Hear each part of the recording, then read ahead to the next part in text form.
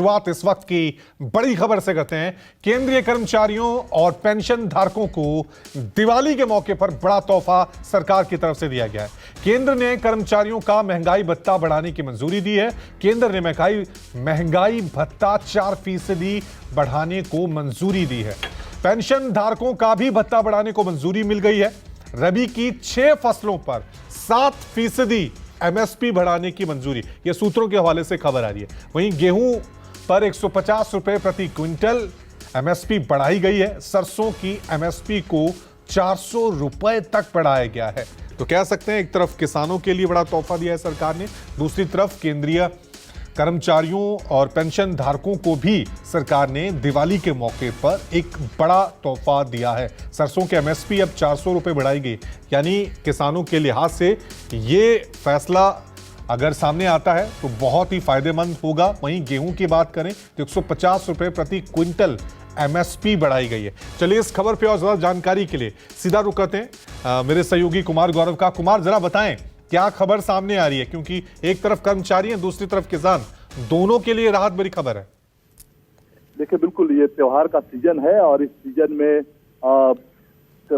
आम कर्मचारियों को, आप कह लें सरकारी कर्मचारियों को, पेंशनधारियों को या किसानों को सरकार की तरफ से तोहफा दिया गया है। सबसे पहले अगर बात कर लें केंद्र सरकार के कर्मचारियों को, जिसके 50 से 55 लाख लगभग कर्मचारी हैं, उनकी महंगाई भत्ता को 4% बढ़ाने का कैबिनेट ने फैसला लिया है। अब जो महंगाई भत्ता 42% मिलता था वो अब 46% हो जाएगा, यानी कि इससे एक बड़ा लाभ सरकारी कर्मचारियों और पेंशन धारकों को मिलेगा। यानी कि इससे एक बड़ा लाभ सरकारी कर्मचारियों और पेंशन धारकों को मिलेगा। इसके अलावा रेलवे के कर्मचारियों को 78 दिनों का बोनस देने का ऐलान किया गया है। कैबिनेट ने इसको भी मंजूरी दी है। रेलवे के 12 लाख कर्मचारियों को इससे फायदा होगा। इसके अलावा मैं आपको बताऊं, ग्रुप बी और सी में जो नॉन गजेटेड अधिकारी हैं उनको भी 1 महीने का बोनस देने का कल फैसला सरकार ने लिया था, लेकिन आज उसको एक्स फैक्टो अप्रूवल कैबिनेट ने दिया है। किसानों की अगर बात कर ले तो किसानों को मोटे तौर पे जो एमएसपी पे बढ़ोतरी की बात होती है उस पर फैसला लिया गया है। रबी की फसलों के लिए जो 6 मुख्य फसल है उस पर बड़ा फैसला लिया है और 2 से 7% तक इसमें एमएसपी को बढ़ाया गया है। गेहूं पर 150 रुपये प्रति क्विंटल की दर से एमएसपी बढ़ाया गया है। वहीं सरसों पे 400 रुपये प्रति क्विंटल की दर से एमएसपी बढ़ाया गया है। तो कुल मिलाकर सरकारी कर्मचारियों से लेकर किसानों तक को आज की कैबिनेट की जो बैठक हुई है उसमें एक तरह से दीपावली से पहले, दशहरा से पहले एक बड़ा तोहफा केंद्र सरकार की तरफ से मिला है। बाकी इसके जो और डिटेल्स है वो 3 बजे जब प्रेस कॉन्फ्रेंस होगी तो I&B minister Anurag Thakur press conference करके और बाकी जानकारी देंगे। लेकिन मोटे तौर पर डीए में बढ़ोतरी, किसानों की एमएसपी में बढ़ोतरी और बी और सी कैटेगरी के नॉन गजेटेड अधिकारी लोगों को, कर्मचारियों को 1 महीने का बोनस, रेलवे के कर्मचारियों को 78 दिन का बोनस, ये सौगात है जो आज केंद्र सरकार की तरफ से केंद्रीय कर्मचारियों और किसानों को दिया गया है। जी, लेकिन गौरव, एक सवाल ये भी किया जा सकता है, क्योंकि अभी 5 राज्यों में विधानसभा चुनाव होने हैं, ठीक उससे पहले ये फैसला आना, इसे किस तरह से जोड़ के देखा जाए?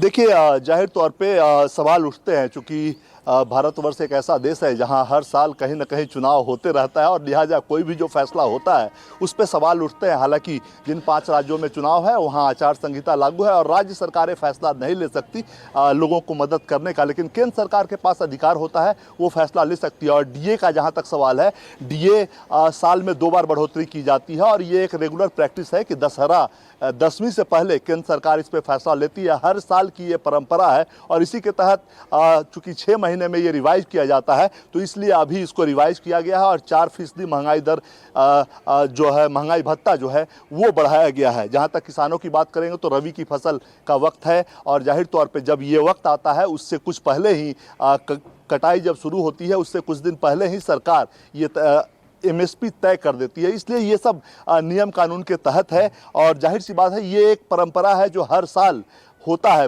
अब ये इस साल ये आप कह सकते हैं कि एक तरह से चुनाव है तो उसे लेकर भी देखा जा सकता है, तो चुनावी लाभ इसका मिल सकता है, इसमें कोई दो राय नहीं है। लेकिन चुनाव के दृष्टिकोण से ये किया गया है ये कहना उचित नहीं होगा, क्योंकि हर साल इस तरह के फैसले इसी वक्त पे लिए जाते हैं, क्योंकि ये एक सिस्टम बना हुआ है केंद्र सरकार में। जी बहुत बहुत शुक्रिया कुमार तमाम जानकारी के लिए।